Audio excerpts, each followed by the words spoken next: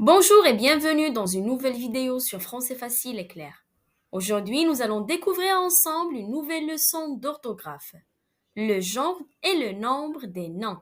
Mais avant de commencer, abonne-toi à ma chaîne YouTube. Allons-y, c'est parti. Un nom peut être de genre féminin ou de genre masculin. Et qu'est-ce que le genre du nom? Préciser le genre du nom, c'est indiquer si le nom est au féminin ou au masculin. C'est le déterminant qui l'indique. Le mot est au masculin si on écrit devant lui un ou le. Le mot est au féminin si on écrit devant lui une ou la. Un nom féminin se termine souvent par un E. Exemple, une casserole, il se termine par E. Une passoire, il se termine aussi par E. Un nom masculin se termine souvent par une consonne. Par exemple, un bol, la lettre L est une consonne. Un plat, la lettre T est une consonne. Un nom est au singulier quand on veut dire qu'il n'y a qu'une seule chose ou bien un seul animal. Un cartable, il est au masculin singulier. Décartable, il est au masculin pluriel. Pour mettre un nom au pluriel, le plus souvent, il faut ajouter un S à la fin, comme un bol, des bols. Attention, pour mettre au pluriel les noms terminés par O, E au singulier, il faut ajouter un X. Par exemple, un morceau, il se termine par E, A, U. Pour mettre ce mot au pluriel, j'ajoute la lettre X. Un morceau, des morceaux. Un autre exemple.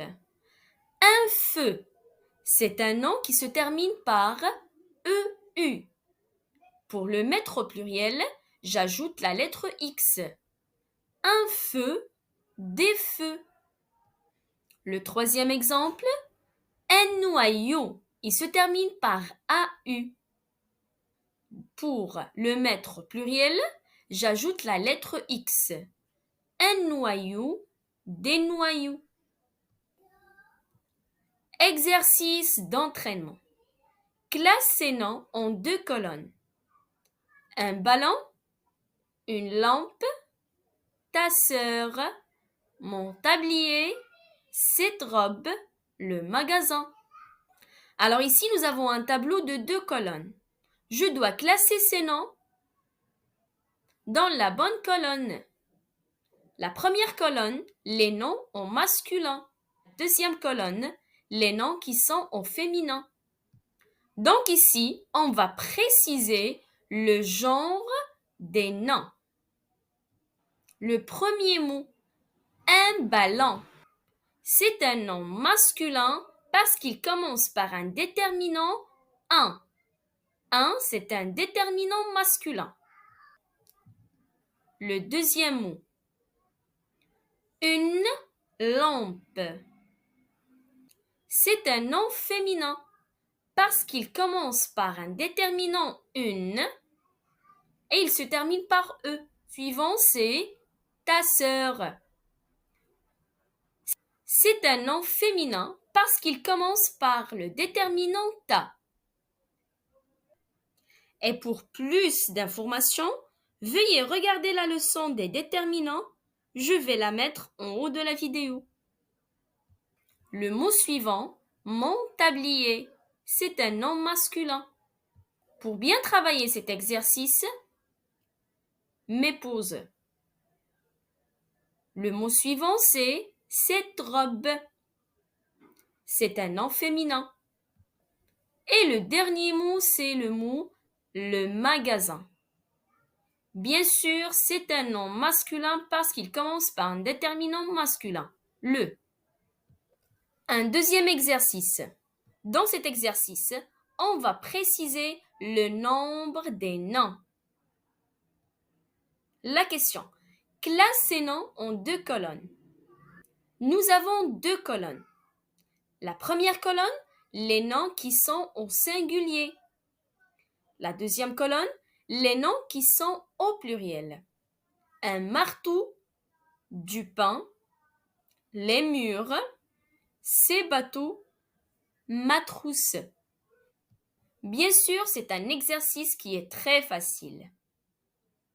Un marteau, c'est un nom au singulier parce qu'il commence par un déterminant un et un désigne le singulier. Il n'y a pas un S à la fin. Donc, c'est un nom au pluriel. Du pain, c'est un nom au singulier. Les murs, c'est un nom au pluriel. Ma trousse